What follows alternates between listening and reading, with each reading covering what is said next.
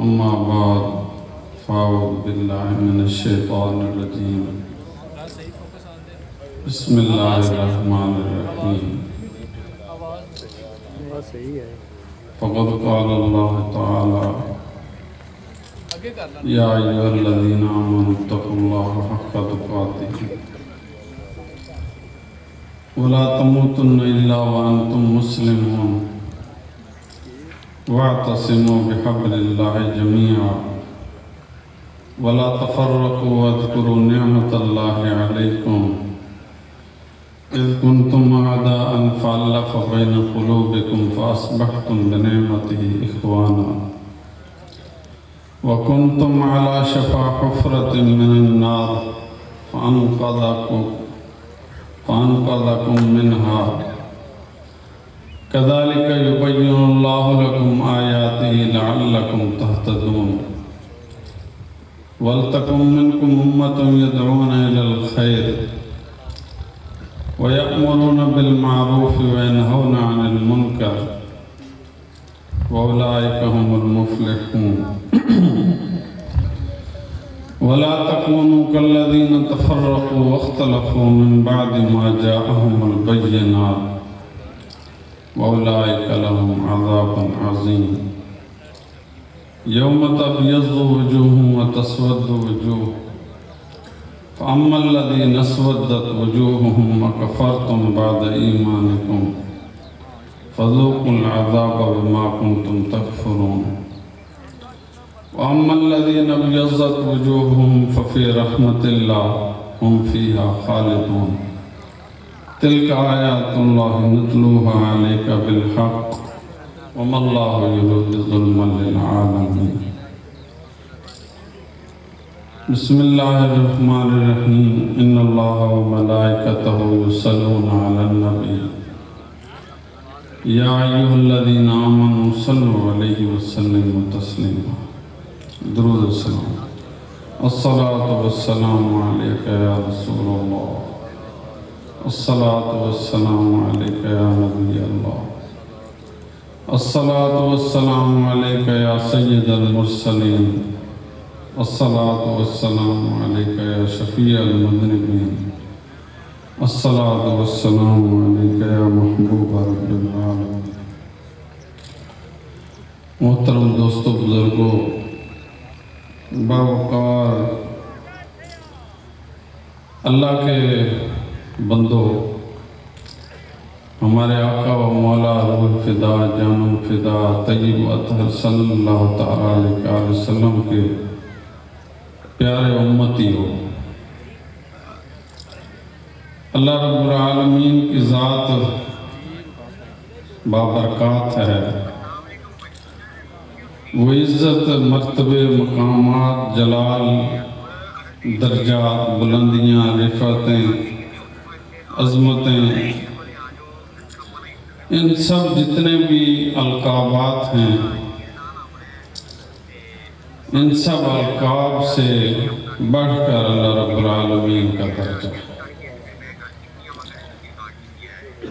اللہ فرماتے ہیں اللہ لا الہ الا هو الحی القیوم اللہ لا الہ اللہ کے سوا کوئی عبادت کے لائق نہیں لا الہ الا ہو وہی عبادت کے لائق ہے وہی رب ہے وہ ہمیشہ ہمیش الحی القیوم زندہ رہنے والا ہے قائم رہنے والا ہے لا تأخذہ سنۃ ولا نوم نہ اس کو اونگ آتی ہے نہ نیند آتی ہے لہ ما فی السماوات و ما فی الارض زمین و آسمان کی جتنی بھی چیزیں ہیں جو کچھ اس کے اندر ہے سب اسی کا ہے وہ اس کا مالک اس کا خالق ہے من ذا الذی یشفع عنده الا باذنہ کسی بندے میں کسی انسان میں کسی مخلوق کے اندر کوئی طاقت نہیں کہ اس کے حکم کے بغیر اس کے سامنے اس کی اجازت کے بغیر اس کے سامنے کسی کی کوئی سفارش کر سکے، کوئی بات کر سکے، لب کھول سکے اس کے سامنے، کسی کو یہ طاقت نہیں۔ عندہ الا باذنہ، مگر اس کے حکم کے ساتھ۔ گویا جس کے ساتھ اس کا حکم ہو وہ سفارش بھی کر سکتا ہے، جس کے ساتھ اس کا حکم ہو وہ ساری باتیں اس کے سامنے کر سکتا ہے، سب کچھ کر سکتا ہے۔ یعلم ما بین ایدیہم وما خلفہم، بندہ تنہائی کے اندر بیٹھا ہے، تنہائی کے اندر سوچ و خیالات کے اندر لگا ہوا ہے، کبھی اس کو کون سا خیال اٹھا کر لے جاتا ہے اپنی طرف، کبھی کون سا خیال۔ اللہ فرما رہے ہیں کہ یعلم ما بین ایدیہم وما خلفہم،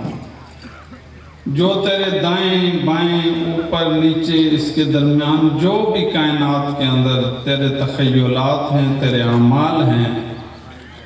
تیری باتیں ہیں، تیری سوچیں ہیں، یہ ساری کی سارے یعلمون، وہ اللہ ان سب چیزوں کو جانتا ہے۔ پھر دوسری جگہ فرمایا یا بنی انہا ان تک مثقال حبۃ من خردل فتکن فی صخرۃ او فی السماوات او فی الارض یأتی بہا اللہ۔ اے میرے بیٹے، حضرت لقمان علیہ السلام اپنے بیٹے سے فرما رہے ہیں یا بنی، اے میرے بیٹے، سوچ سمجھ کر دنیا کے اندر رہنا۔ انہا ان تک مثقال حبۃ من خردل فتکن فی صخرۃ او فی السماوات او فی الارض یأتی بہا اللہ۔ تو زمین و آسمان کے اندر کہیں بھی چھپ جا، کہیں بھی چلا جا، کچھ بھی کر لے، یہ سمجھ کر کہ میں چھپا ہوا ہوں، مجھے کوئی دیکھ نہیں رہا، کسی کا خیال، کسی کی سوچ، کسی کی نگاہ میری طرف نہیں جا سکتی، کہیں پر بھی تو نے چھپ کر کچھ کر لیا۔ او فی السماوات او فی الارض، چاہے وہ آسمانوں میں ہے، او فی الارض، چاہے وہ زمین کی تہ میں ہے، یأتی بہا اللہ،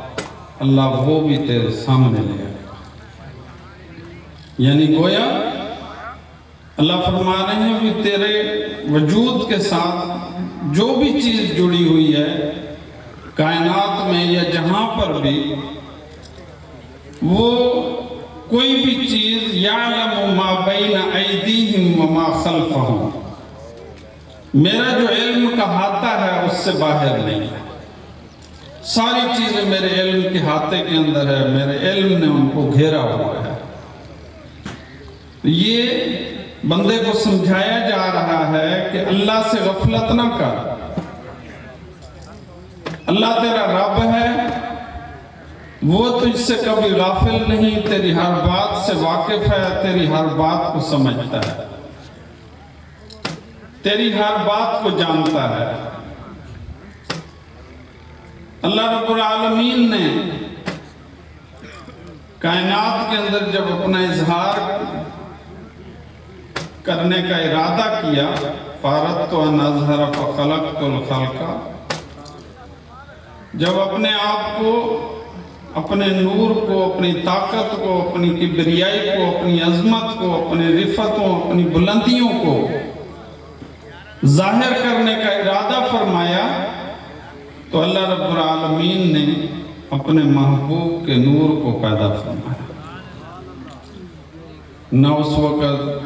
حدیث پاک، نہ اس وقت زمین تھی، نہ آسمان تھا، نہ سورج، نہ ستارے، نہ پہاڑ، نہ سمندر، نہ نوری مخلوق، نہ ناری مخلوق، کوئی مخلوق کا وجود نہیں تھا، صرف تو ہی تو کی صدا تھی، صرف تو ہی تو ہے، اللہ کے سوا کچھ بھی نہ تھا۔ اس وقت اللہ رب العالمین نے اپنے نور سے محبوب آقا و مولا روح فدا، جانم فدا، طیب و اطہر صلی اللہ تعالیٰ علیہ وسلم کے نور کو پیدا فرمایا۔ گویا اللہ رب العالمین کی ذات اپنے محبوب کی ذات سے دور نہیں، اللہ اپنے محبوب کے سامنے ہے، محبوب رب کے سامنے ہے، اور رب محبوب کے سامنے ہے۔ پھر کیا فرمایا کہ محبوب سرور کائنات صلی اللہ علیہ وسلم آپ نے فرمایا میرے نور سے پھر اس کائنات کی ہر چیز کو پیدا کیا گیا۔ تفصیل بیان کرنے کا ٹائم نہیں۔ اللہ رب العالمین نے محبوب فرما رہے ہیں کہ میرے نور سے ہر چیز جو کائنات کے اندر بنائی گئی ہے، اس ساری تمام تخلیقات کو میرے نور سے اللہ رب العالمین نے تخلیق کیا۔ اور میرے آقا روح فدا جانم فدا طیب و اطہر صلی اللہ علیہ وسلم کہ نور کو جب رب نے بنایا تو جو پہلی صدا محبوب کی زبان اقدس سے نکلی وہ کیا تھا؟ لا الہ الا اللہ، کہ اللہ میں اپنی عاجزی بیان کرتا ہوں کہ تیرے سوا میرا کوئی رب نہیں، تیرے سوا میرا کوئی رب نہیں، میرا کوئی عبادت کے لائق تیرے سوا رب نہیں، تو میرا رب ہے۔ جب آپ حضرت محمد رسول اللہ صلی اللہ علیہ وآلہ وسلم نے جب یہ عاجزی رب کی بارگاہ میں بیان فرمائی تو رب نے فرمایا محبوب تو نے ہمیں یہ کہا تو ہم یہ کہتے ہیں کہ محمد رسول اللہ، جب تک یہ کائنات رہے گی تیرا نام ہمارے ساتھ زندہ رہے گا، کائنات تیرے نام کا ذکر، جو نبی آئے گا،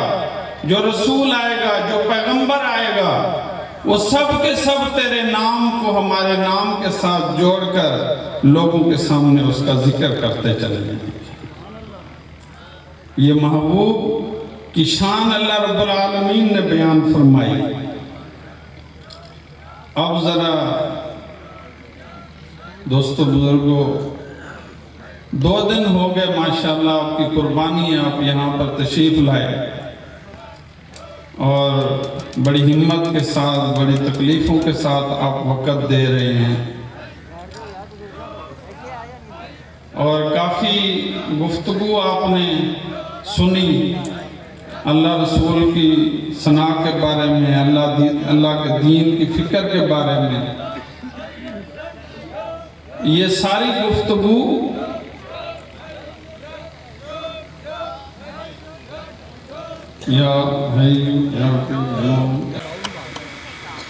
اور آپ کی حمد کرتا اور اپنی امت کو یہ تلقین کرتا، جس طرح سورہ صف کے اندر ہے وَإِذْ قَالَ عِيسَى ابْنُ مَرْيَمَ يَا بَنِي إِسْرَائِيلَ إِنِّي رَسُولُ اللَّهِ إِلَيْكُمْ مُصَدِّقًا لِمَا بَيْنَ يَدَيَّ مِنَ التَّوْرَاةِ وَمُبَشِّرًا بِرَسُولٍ يَأْتِي مِن بَعْدِي اسْمُهُ أَحْمَدُ۔ اللہ فرما رہے ہیں کہ عیسیٰ علیہ السلام نے اپنے امتیوں کو بشارت دی کہ میرے بعد ایک نبی آنے والے ہیں، رسول آنے والے ہیں، جن کا نام احمد اور محمد، آسمانوں پر احمد پکارا جائے گا، زمین پر محمد کے نام سے پکارا جائے گا۔ یہ ثنا ہر نبی نے اللہ رب العالمین کے حبیب صلی اللہ علیہ وآلہ وسلم کی شان میں کی۔ ہر نبی نے یہ گفتگو کر کے اپنی امت کو بتایا کہ اگر وہ نبی آپ کے درمیان تشریف لے آئیں تو ان پر ایمان لے آئیں۔ اتنا بڑا مرتبہ، اتنا بڑا مقام، اتنی بلند رفعتیں، اس کے باوجود رسول اللہ صلی اللہ علیہ وآلہ وسلم کی ذات اقدس جب دنیا میں تشریف لائے،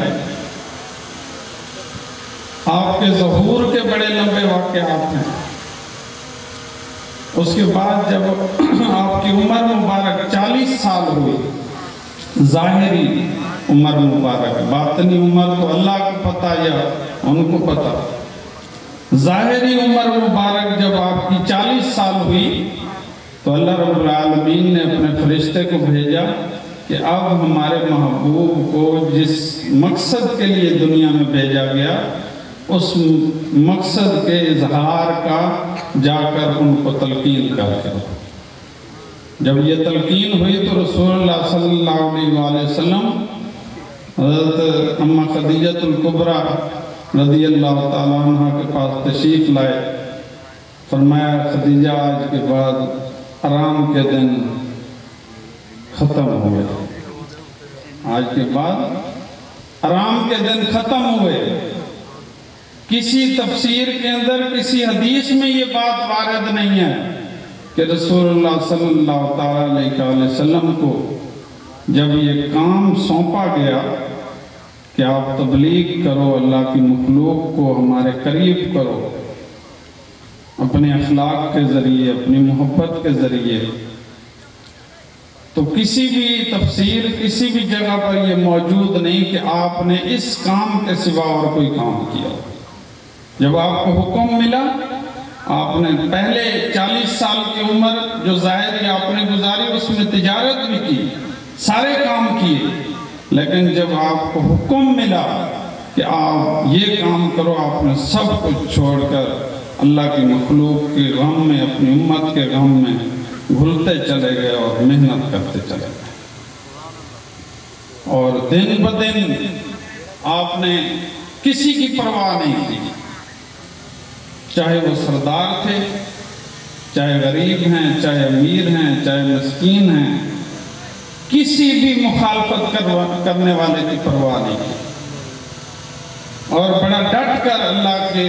حکم کو اللہ کے رضا کے لیے پھیلانے کے لیے کوشش کرتے رہے. اس میں ابو جہل، ابو سفیان، پہلے مکے والی مکی زندگی کے اندر یہ لوگ، عتبہ، شیبہ، ابو لہب، اپنے لوگ ہو کر، اپنے خاندان والے لوگ ہو کر جب آپ نے یہ اعلان فرمایا، ایک گھاٹی یا اس پر بلا کر یا سبا کا اعلان لگا کر اپنے سب خاندان والوں کو بلایا اور ان کو دعوت حق دی، تو سب سے پہلے جو مخالفت کرنے والے لوگ تھے وہ یہ اپنے خاندان کے ابو جہل، ابو لہب، عتبہ، شیبہ. اسی وقت انہوں نے آپ کی بیٹیوں کو طلاق دیا، لیکن آپ نے ان مخالفتوں، ان غموں، ان پریشانیوں کی کوئی بھی پرواہ نہیں کی، اور لگاتار کسی بھی چیز کی پرواہ کرنے کے بغیر آپ نے امت کو اللہ کی طرف بلانا اور دین حق پر کھڑا کرنے کے لیے جد و جہد کرتے رہے. اس کے لیے آپ پر جو تکلیفیں آئی، جو غم آئی، وہ حضرت صاحب نے، ہمارے میاں ساجد صاحب نے وضاحت کے ساتھ آپ کے سامنے بیان فرمایا. اور پھر اس دین کو مکمل کرنے کے لیے آپ نے ایک چھوٹی سی جو جماعت 13 سالوں کے اندر ان کے دلوں پر محنت کی. رسول اللہ صلی اللہ علیہ وآلہ وسلم نے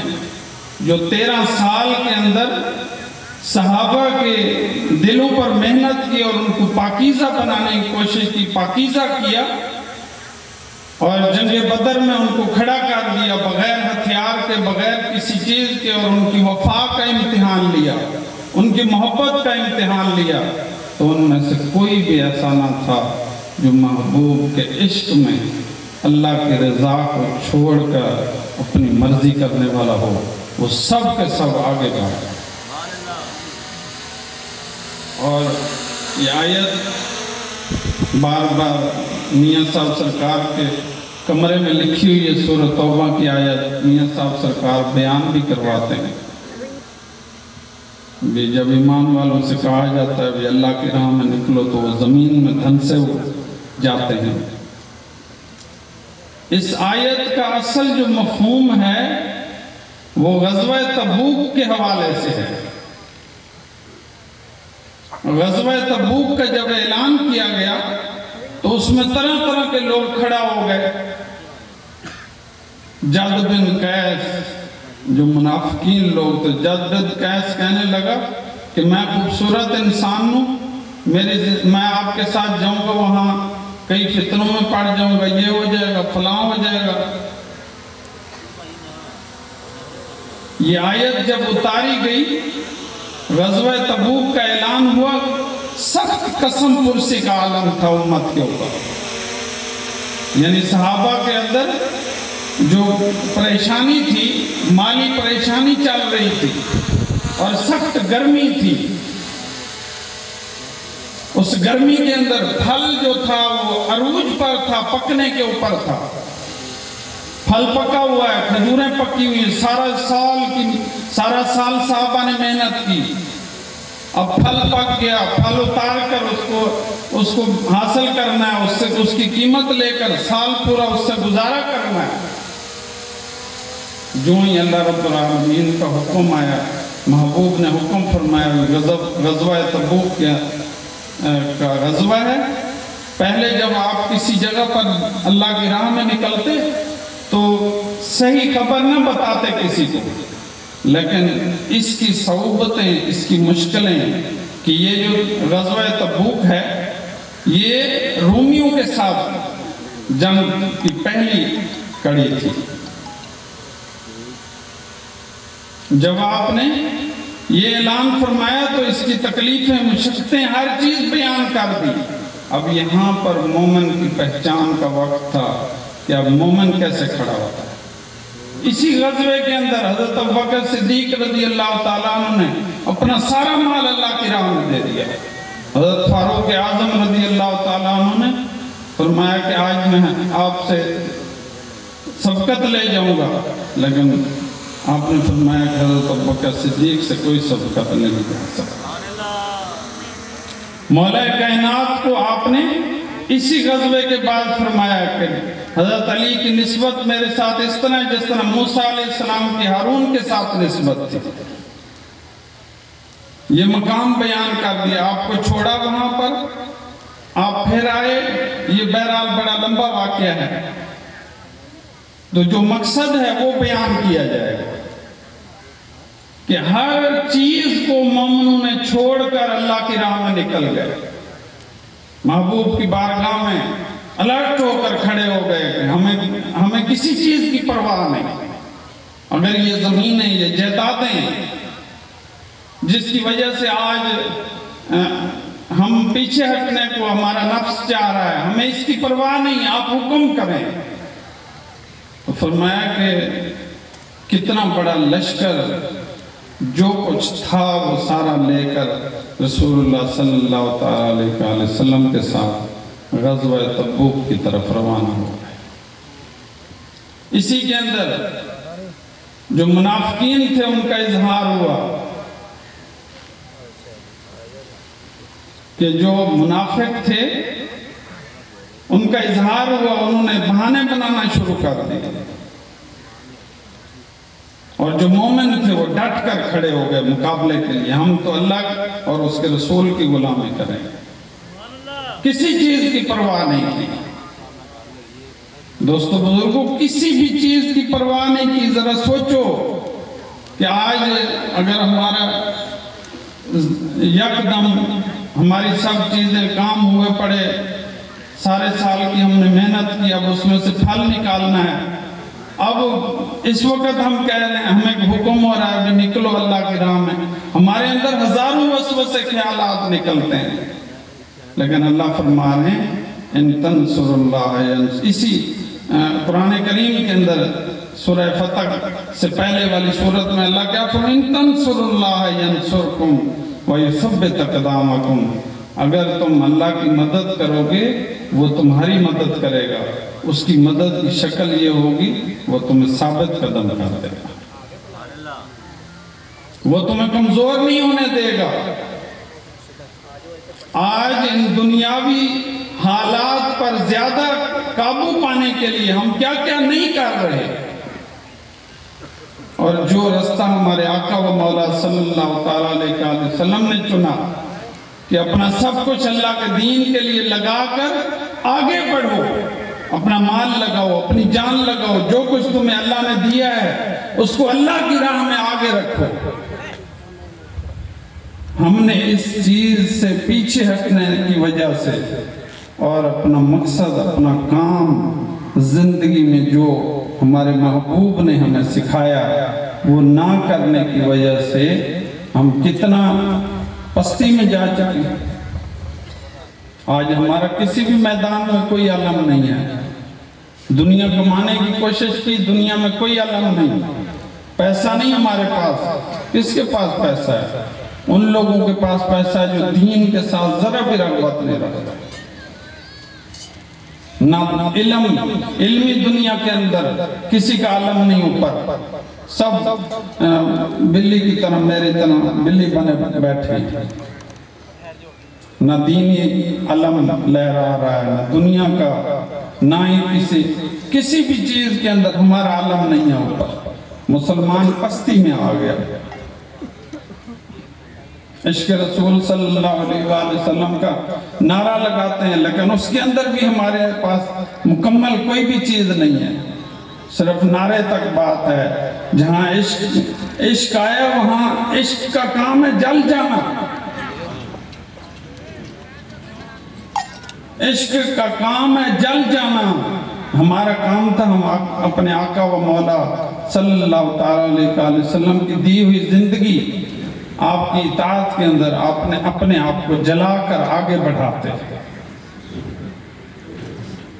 لیکن ہماری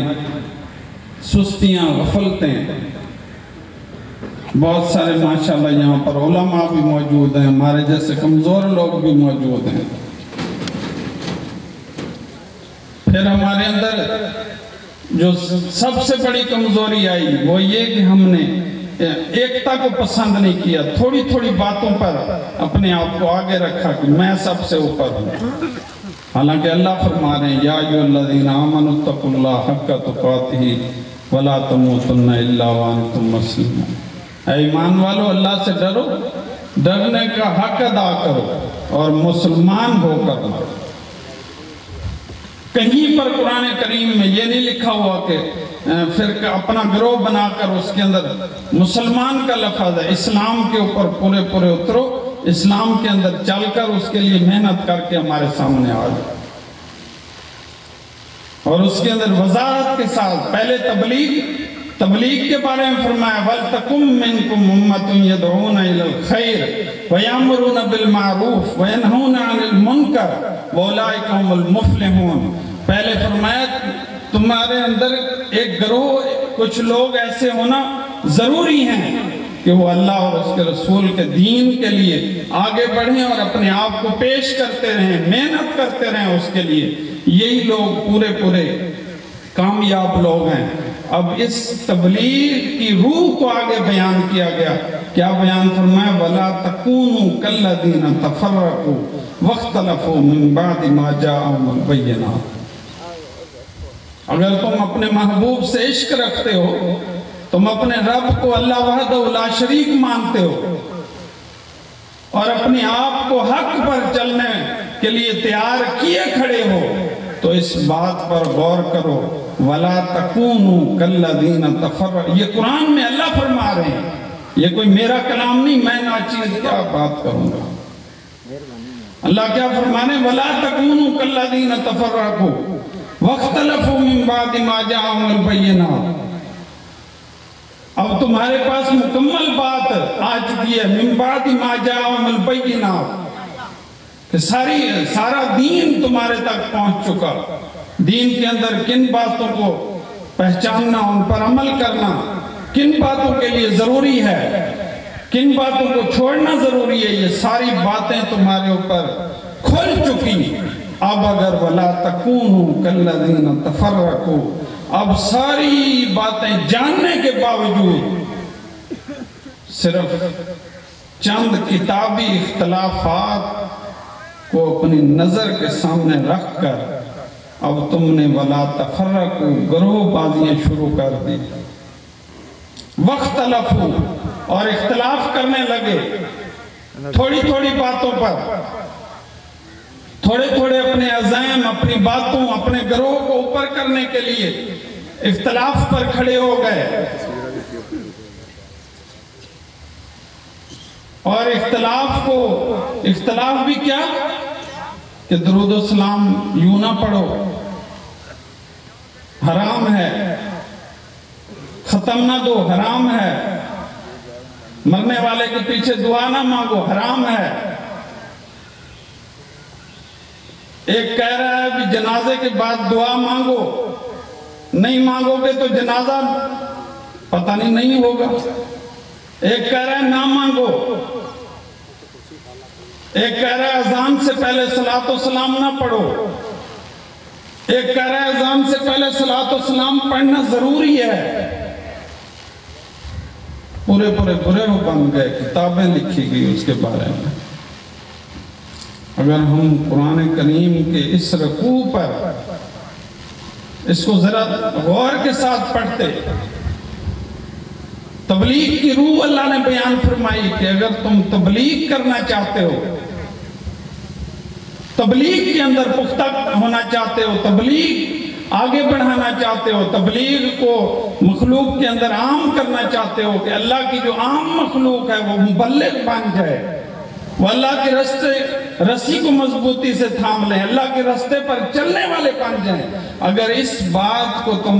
عیاں کرنا چاہتے ہو، لوگوں میں پھیلانا چاہتے ہو، تو پھر اس کی روح کو بھی غور سے سنو۔ وہ یہ ہے کہ وَلَا تَكُونُوا كَالَّذِينَ تَفَرَّقُوا وَاخْتَلَفُوا مِن بَعْدِ مَا جَاءَهُمُ الْبَيِّنَاتُ، کہ یہ جو چیزیں ہیں نا جن کی وجود کی وجہ سے تم نے اختلافات شروع کر دیے، اور اپنے گروہ کو بڑھانے کے لیے، اپنے آپ کو آگے رکھنے کے لیے تم نے ان کو اتنا طول دے دیا، اتنا لمبا کر دیا کہ اس کے ہر جو ناقص العقل، کمزور عقل رکھنے والا، کمزور علم رکھنے والا، وہ کہتا ہے میں جاؤں کس طرف۔ اس کی سوچ کے اندر پریشانی آ گئی، بڑھ گئی پریشانی، ہم کس طرف جائیں؟ سوچ اس کے اندر کمزوری، پریشانی آ گئی، ہم کس طرف جائیں؟ ہم بریلوی بنیں، ہم دیوبندی بنیں، ہم شیعہ بنیں، ہم اہل حدیث بنیں، کس طرف جائیں؟ اس کو اگر یہ سمجھایا جاتا کہ تیرا کام صرف اتنا ہے کہ تم مسلمان بن جائے، تیرے اوپر نماز فرض ہے، تیرے اوپر اللہ پر ایمان رکھنا فرض ہے، تیرے نبی آقا و مولا صلی اللہ علیہ وآلہ وسلم کی محبت تیرے ایمان کے دین کی جڑ ہے، ان کی آل سے محبت، صحابہ کا ادب، اولیاء کا ادب۔ پھر آج ہمارے معاشرے کے اندر یہ بات بڑی عام ہے کہ اللہ والے مر گئے، مٹی ہو گئے، وہ مردے ہیں، وہ کچھ نہیں کر سکتے، وہ یہ ہیں، وہ فلاں ہیں۔ چلو آپ کی بات مانتے ہیں بھی اللہ والے کچھ نہیں کر سکتا، لیکن یہ بات زبان سے کہنا بار بار رب کی بارگاہ میں، جس نے ہمیں پیدا کیا، اس رب کی بارگاہ میں یہ بار بار کہنا کہ وہ مردہ ہیں، کچھ نہیں کر سکتے، کیا ان کی بے ادبی نہیں؟ کیا یہ بات بے ادبی کے اندر نہیں آتی؟ اور کائنات کے اندر اس بات کو ہم توجہ کے ساتھ سنیں، کائنات کے اندر سب سے پہلی جو بے ادبی، جو گناہ ہوا، فتنہ بڑھا، وہ بے ادبی والا فتنہ بڑھا۔ بے ادب بنے لوگ، منافقوں نے اپنی حرکتیں شروع کی، بے ادبیاں بیان کی، بے ادبیوں سے گروہ بنتے چلے گئے، اپنی مرضیوں والے، اپنے خیالات والی باتیں لوگوں کے اندر عیان۔ بیچارے لوگ تو ان پڑھ آدمی کو کیا پتا کس چیز کا؟ آج کے دور میں ان پڑھ جتنا منتشر ہے اور دین کے کام سے جتنا وہ ان باتوں کی وجہ سے دور ہے اور کسی بات کی وجہ سے دور ہے۔ اور ہم یہ اتنا بڑا اجتماع ہے، اس کے اندر یہ باتیں ہونا ضروری ہیں۔ پھر ہمارے اندر کیا چیز عام ہے کہ ہم نے دین کے کام کو اپنا کام نہیں سمجھا۔ کوئی پیر کا مرید ہے، کوئی کسی گروہ کے اندر ہے، کوئی کسی بھی جگہ پہ ہے، وہ یہ سمجھتا ہے کہ یہ کام میرا نہیں ہے، وہ ان کاموں کے اوپر گویا اس کام کو اپنا کام سمجھتا ہی نہیں، اپنی تفریق پر، اپنے گروہ پر، اپنی سوچ کے اندر مکمل طور پر وہ مطمئن ہے کہ بس میں ہی بڑا ہوں، میری یہ تو بڑا اور چھوٹا کا تو اللہ کے پاس فیصلہ ہونا ہے۔ میرا بھائی ہارون، اس کی ڈیوٹی خانپور میں ایک دن بحث کرتے کرتے بات کرنے لگا، کچھ باتیں ایسی ہیں کہ اس کا علم اللہ کے پاس ہے، اللہ اور اس کے رسول کے پاس، جب ہم ان کے سامنے پیش ہوں گے نا تب ہمیں پتہ چلے گا کہ ہم غلط تھے یا صحیح تھے۔ لیکن غلط اور صحیح کی تمیز دنیا کے اندر ایمان کے طریقے سے مل جاتی ہے۔ جو بے ادب ہوگا اس کا دل آپ سخت پاؤ گے، اس کا چہرہ سخت پاؤ گے، جو محبت والا ہوگا اس کے چہرے پر نرمی ہوگی، وہ عاجزی والا ہوگا۔ دوستو بزرگو، دین بڑا غیرت مند ہے، اللہ غیرت مند، اس کا رسول غیرت مند، اس کا دین بہت غیرت مند ہے، وہ کبھی بھی غیرت مند کے علاوہ کسی بندے کو اپنے اندر آنے نہیں دیں، اور اس کے اندر اخلاص کا جو مقام ہے دین کے کام میں، دین کے اندر جو اخلاص ہے، اخلاص والے ہدایت کے چراغ ہیں، جہاں جائیں گے ان کی وجہ سے فتنے ٹوٹ پھوٹ کر بکھر جائیں گے۔ تو دوستو بزرگوں، اگر ہم چاہتے ہیں کہ اس امت کے اندر اللہ کا دین عام ہو جائے، اور ہم نے سنا 2 دن کی گفتگو آپ نے سنی، اس کے اندر ہمیں اسی بات کا علم ہوا کہ اللہ کا دین ہی ہمیں عزت دلا سکتا ہے۔ اگر ہم عزت پا سکتے ہیں تو اللہ کے دین کی برکت سے عزت پا سکتے ہیں، اور اگر ہم یہ چاہتے ہیں کہ دین کی برکت سے پورے عالم اسلام عزت کے اندر آئے، پورے عالم اسلام کے اندر ذکر عام ہو، دین کا کام عام ہو، پوری امت کامیاب ہو جائے، ذلتوں کی پستیوں سے نکل کر عروج عزتوں کے مقامات بلندیوں پر چلی جائے، تو اس کے لیے آپ کو یہ کام کرنا پڑے گا۔ کون سا کام؟ سب سے پہلے اپنے دل سے فرقہ گروہ بندی، جس کی وجہ سے ہم ایک دوسرے سے متنفر ہیں، دور ہیں، یہ اس کے پاس نہیں جانا، نہ نماز ہوتی ہے، نہ کچھ بھی نہیں ہوتا، یہ تو اللہ کو پتہ ہے، یہ تو اللہ کو پتہ ہے اس کی نماز ہوتی ہے، کس کی نماز ہے، یہ تو ہمیں نہیں پتا کہ بریلوی کے پیچھے نماز ہوتی ہے یا دیوبندی کے پیچھے ہوتی ہے۔ اور اللہ کا دین، ہم نے ان باتوں میں لگ کر دین کے ٹکڑے ٹکڑے کر دیے، ٹکڑے ٹکڑے، ہر بندہ ایک گروہ کے اندر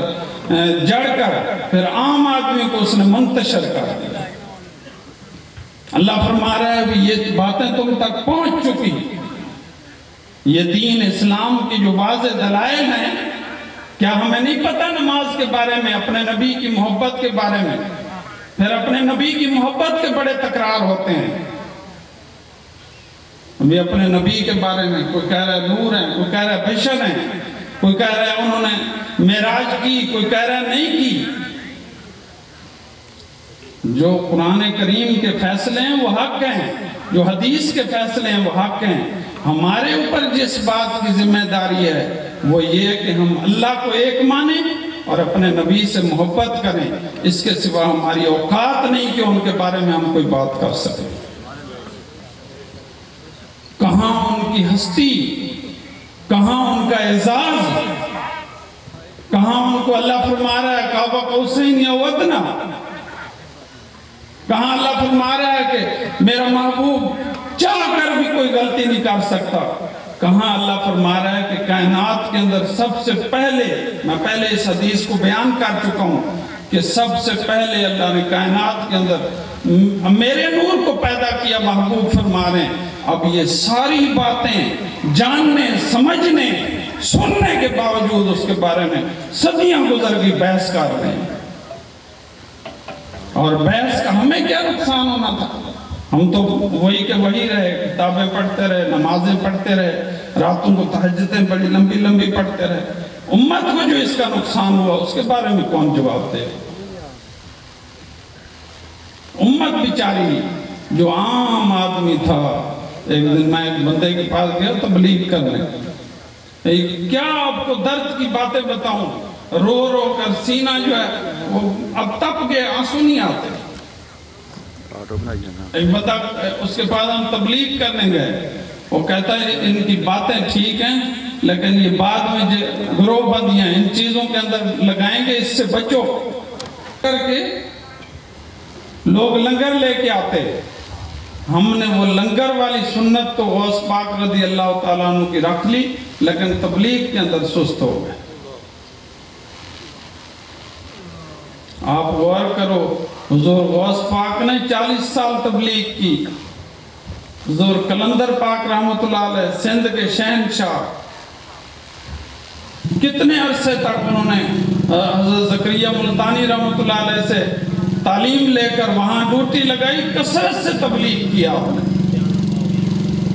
بابا جی حضور نے یہ سمجھایا ہمیں کہ دین کی تبلیغ ہر پیر، ہر مرید، ہر بندے پر فرض ہے۔ ہر بندے کو اس کام کو کرنا ہے، چاہے وہ پیر کا مرید ہے، چاہے مولوی ہے، چاہے کوئی بھی ہے۔ یہ خطبہ حجت الوداع کا آخری پیغام ہے۔ ہمارے آقا و مولا صلی اللہ علیہ وآلہ وسلم نے فرمایا انا خاتم النبیین لا نبی بعدی، میں آخری نبی ہوں، میرے بعد کوئی نبی نہیں آئے گا۔ اب یہ جو کام میں نے تمہارے اندر چھوڑا ہے دین متین، اس کام کو تمہارے حوالے کر رہا ہوں، اب تم نے اس کو زندہ رکھنا ہے۔ اور اس کو زندگی دینے کے لیے بڑے بڑے اولیاء نے اپنی زندگیوں کو لگا دیا۔ آپ کے سامنے میاں صاحب سرکار کی زندگی ہے، سائیں جاز صاحب، ہمارے ملک سجاد صاحب شہید ہو گئے، اور کتنے ہمارے یہاں پہ بزرگ جو، اور کتنے سلاسل کے بزرگ، سب اللہ کے دین متین کے لیے اپنے آپ کو حق کا کام کرتے کرتے دنیا سے چلے گئے۔ کیا یہ باتیں سمجھنے کے لیے کافی نہیں ہیں؟ عبرت کے لیے یہ باتیں کافی نہیں؟ یہ حجت ہمارے اوپر دلائل قائم ہو رہے ہیں کہ آج ہم خود اس چھوٹا سا چمن جو بزرگوں نے آباد کیا ہے، بزرگوں نے یہ جو چھوٹا سا چمن آباد کیا ہے، اس کو ہم نے آباد رکھنا ہے آگے۔ اب ہم اس پر خود بھی محنت کریں، اپنے بچوں کو بھی اس پر ان کو علم سکھائیں۔ سب سے اہم بات قرآن و حدیث کا علم، سکول کا علم، سب علوم دیں لیکن قرآن و حدیث کا علم ضرور دیں۔